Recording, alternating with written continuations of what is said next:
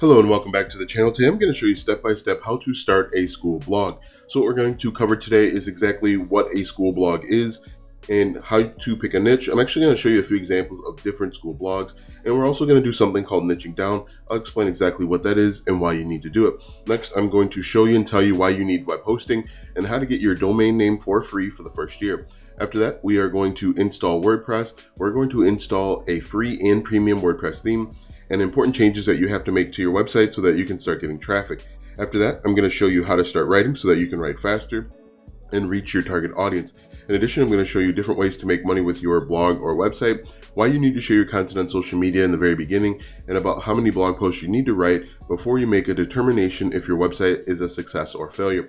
Be sure to check out the first 3 links in the description, as those will be the links that I refer to throughout this video. All right, so first things first, what is a school blog? Now, that's something that you are going to want to figure out and determine.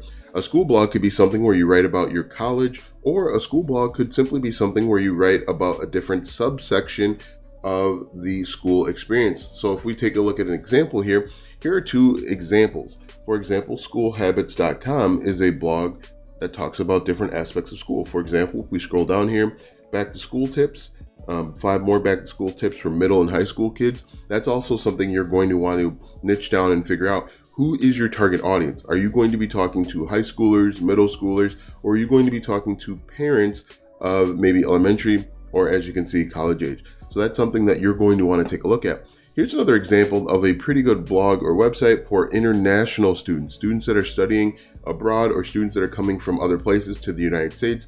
And this could be an opportunity as well. So what I recommend that you do is find a blog or website that you potentially want to emulate or improve upon. And what you can do is you can figure out the exact keywords that they're actually ranking for. And to do that, we're simply going to copy this domain name here. We're going to go over to our keyword research tool, and we are going to paste in the keywords that they rank for. And we're going to click on search, and then we can get an idea of all of the different keywords that they already rank for, so that can give us an idea. So they rank for 891 keywords. We're going to click on this, and we're just going to take a look. And this is actually going to help us find our niche and niche down. So if you look here, what are free electives? That's something that you can create content on. International relations versus political science. These are all different opportunities where you could create content, and these people are targeting international students. Now, as a brand new blog or website, I recommend that you find keywords that have a difficulty of 5 or less. Now, the keyword difficulty is a scale between 0 and 100. The closer you get to 100, the more difficult it will be for a new blog or website to rank. So what I've done is I've actually changed the keywords to 5 or less. And as you can see, you could create content on each of these. Essay brainstorming, we'll actually talk about brainstorming in just a moment. Dating an international student, that could be an interesting blog post to write.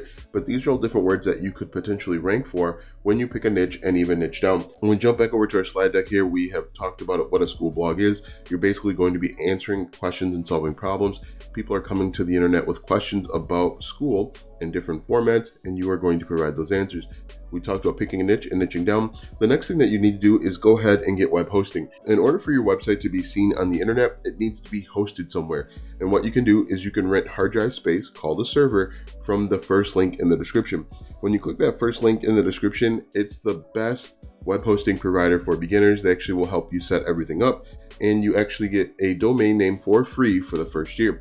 And what we'll do now is I'll actually walk you through the steps of getting web hosting and setting up your domain name when you click the first link. So we're going to go ahead and take care of that right now. When you click that link, you'll be taken to this website where you'll go ahead and click Get Started.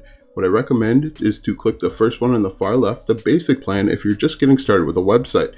As you can see, there are a number of options, but click that, click Select, and then move on. Here you're going to create a domain name. If you have one in mind, you can type it in here like you see that I do. What I recommend is try and find a domain name that's going to be related to your niche. Now, what I do is I type in a domain name that I know is already taken. When it's taken, you're going to get this error. What you can then do is go back and try different domains. Now, make sure, again, you want to pick one that's related to your niche. Click Next, and then you're going to see a green box that says that it's approved. The next step is simply to go through and enter in your contact information. Make sure that when you scroll down here, make sure that you leave all of the settings on. But Again, enter in your contact information, the settings right here where it says domain privacy, leave all of this checked. If you don't leave it checked, you're going to get people reaching out to you, spamming you, emailing you, trying to get you to sign up for web hosting. So what I'm going to do is I'm going to go ahead and sign up and then jump back to you once I sign on and move to the next step. All right, so I've signed up and I'm going to go ahead and set up my website initially. Just create a simple username and password, make sure it meets the requirements there, and then move on. Make sure that you write it down too. Write it down in a safe spot so that you have it and you remember it, because it can be a pain to go ahead and get everything back. You're gonna have to enter in like some vital information, but just make sure that you write it down. It's really easy and really simple. Now, one thing that I do want to note is that this part is not sped up at all. This is actual real time, and you can see that you'll go from absolutely nothing to a complete website in less than probably 10 minutes. And once you click submit, you're going to move on to the next step where you get to log in. Here is where you're actually going to start creating your WordPress website. Now, the great thing is Bluehost really does everything for you, and it's really simple. So again, I'm not speeding this up at all, and I want you to see what it really takes to create a website.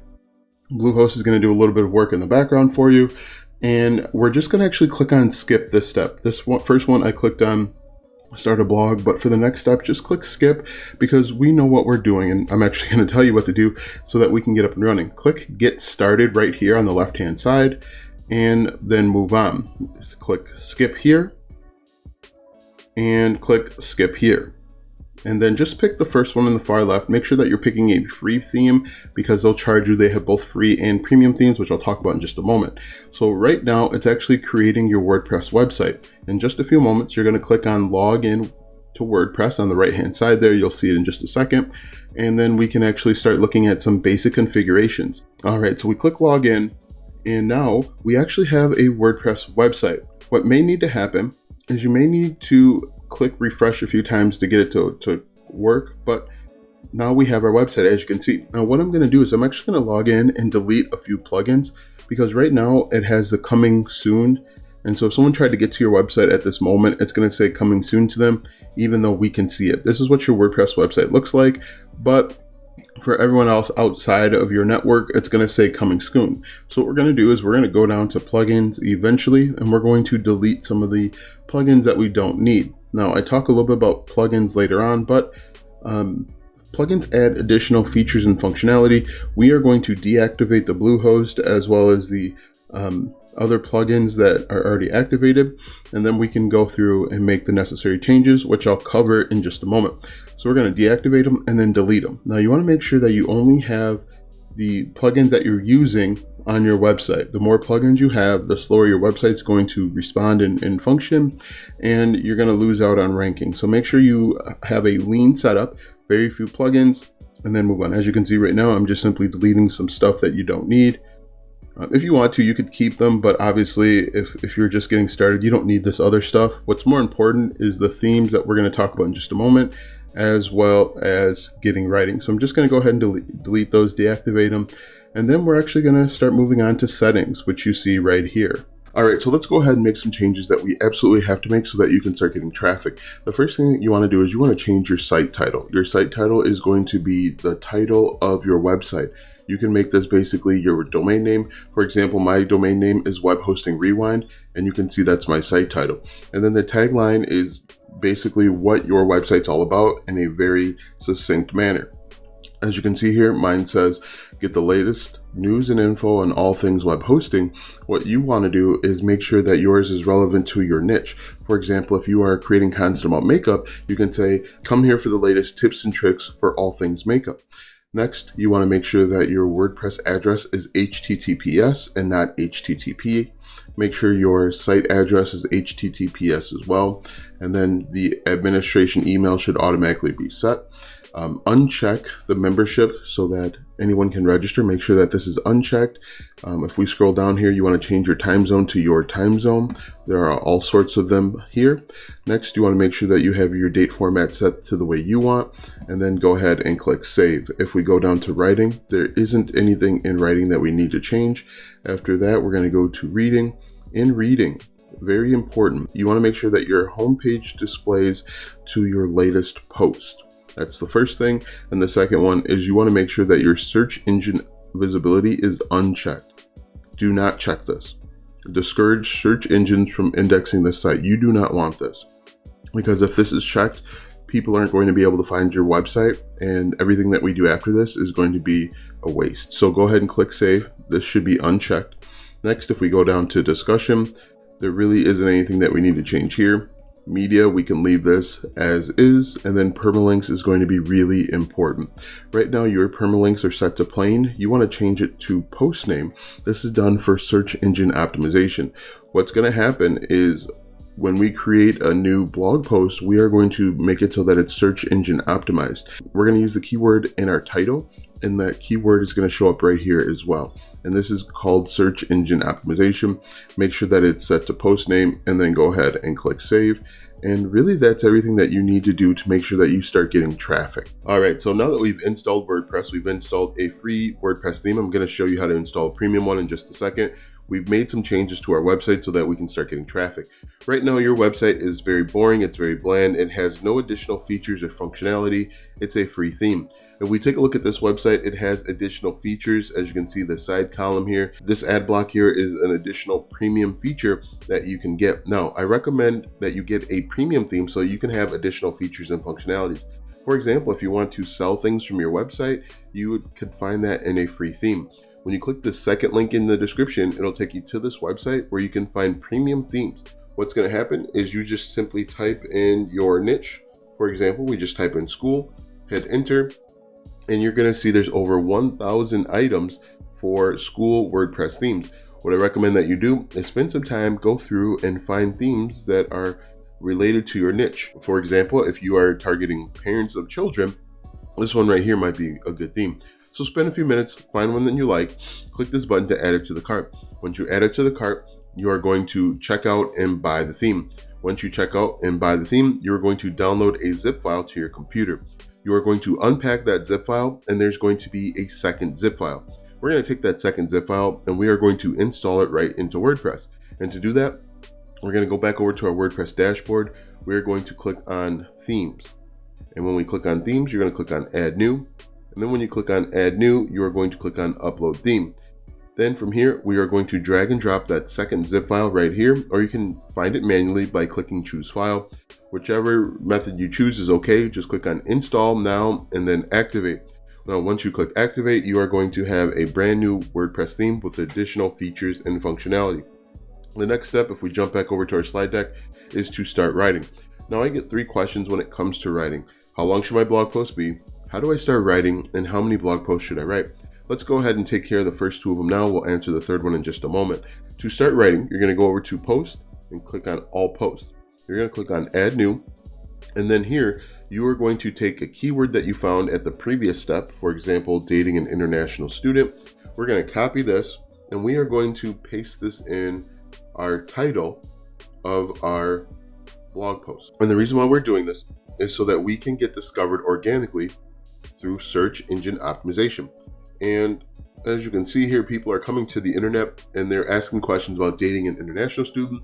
We want to help solve those problems. So what we're going to do here, first half is for the algorithm, second half is for the human element. We're just going to say everything you need to know. Okay, so now that we have that, now we need to figure out about how long our blog post should be. And to do that, we're simply going to copy our keyword just like this, and we are going to jump back over to Google and paste it in. Now, when it comes to the length of your blog post should only be as long as it needs to be. There is no extra credit for making your blog post longer than it needs to be. In fact, Google will see that as fluff and you will be punished. But if we take a look at this website has what's it like to date an international student. We're just going to scroll down here and I just want to do a word count. Now, the word count isn't a true indicator if you are going to rank. For example, this is only 1,500 words, but it can help guide you and let you know that you should write at least 2,000 words. Also, I recommend you read or skim through this blog post so that you can get an idea of some things that they may be left out or missed. That can be an area of opportunity and help you rank. So what you should do is aim for about 2,000 words, but more importantly, make sure that you answer the question. And to help you answer the question, take about 10 minutes and brainstorm.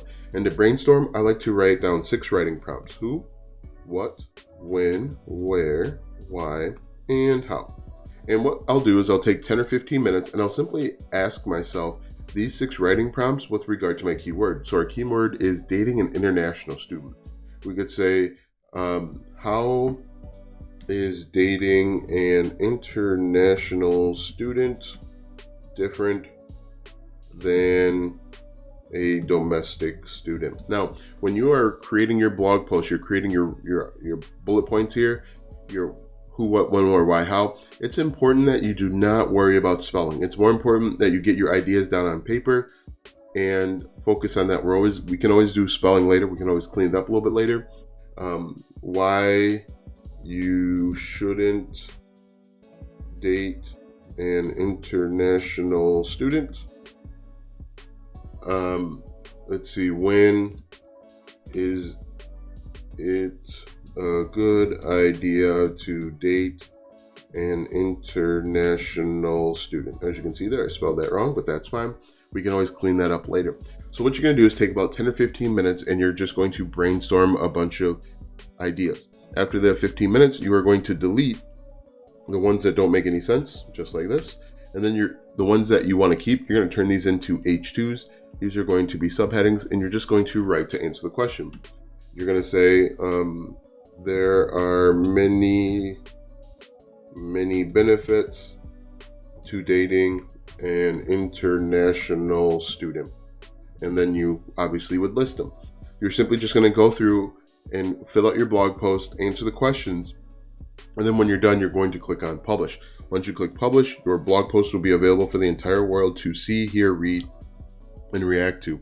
So the next step here, if we jump back here, is we need to figure out some different ways to make money. There are a number of ways that you can make money with your blog or website. If we go back over here, here's one of the easiest ways to make money, is simply by placing ads right on your website. And you can start with a company called Google AdSense, and they'll automatically place ads right on your website. What you'll do is you'll go through this get started process, and they'll help you set up everything step by step. And then once you're done, you can place ads right on your website automatically. You don't have to do any additional configurations. It's really simple and really easy. The only drawback to Google AdSense is that they don't pay out very much. You will make pennies on the dollar using this ad network. However, once you start getting significant traffic, you can move on to different ad networks like Mediavine, Media.net, AdThrive, Ezoic. There are a bunch of them out there, and you can make significantly more money. Another way that you can make money is simply with affiliate marketing. Now, with affiliate marketing, you are recommending or selling other people's products or services. The way that affiliate marketing works is that you will find companies that have affiliate programs. You're going to apply to those affiliate programs, and then once approved, you'll get affiliate links that you can place right in your blog or website. The key to affiliate marketing is to promote products that are congruent or in line with your target audience. Now, if you are creating content about international students and dating, you might want to look at something like eHarmony. They have an affiliate program, but make sure that you are promoting stuff that is relevant and in line. It wouldn't make sense for you to promote basket weaving in an article about international student dating. Another way that you can make money is you can sell your own physical or digital products. Selling your own physical and digital products is actually really easy. It's as easy as adding a plugin or two. That is outside the scope of this video, but that is an opportunity as well. So if we jump back over here to our slide deck, the next step is to share your content on social media. In my opinion, it is very important to share your content on social media in the very beginning, simply because Google is not going to be sending you traffic just yet. It can take a while for Google to start sending you traffic organically. You can help speed that process up by sharing your content on social media where it makes sense. You want to go out and find social media platforms where your customers are and they're going to be interested. For example, is there a Facebook group for international students? Is there a Facebook group for, maybe educators or something along those lines? You would not want to share your school blog to people that are interested in NBA and basketball. Very few people are going to click on your links. You're just going to make a bunch of people mad. So make sure you share your content where your customers are. And then the final question that I get is about how many blog posts should I write before I decide if my website was a success or failure. In my opinion, you should aim for 50 blog posts. 50 blog posts is a really good number for the simple fact that you are going to have 50 keywords out into the world with a chance of ranking. It's going to show Google that you're serious about writing and contributing new and fresh ideas to the internet, and you're just going to get better at writing. If you're not used to writing for a customer or audience, you are going to become a much better writer, and you're going to be much better at finding keywords that are relevant. So I think 50 is a good metric. Either write every day for 50 days or every other day for 100 days, whichever, as long as you get to 50. Now be sure to check out the 3 links in the description. The first one is to web hosting, the second one is to premium WordPress themes, and the third one is to a free affiliate marketing course. Be sure to like, subscribe, ring the bell if this video or any other video on this channel helps you out. Thanks for watching, and we'll see you tomorrow.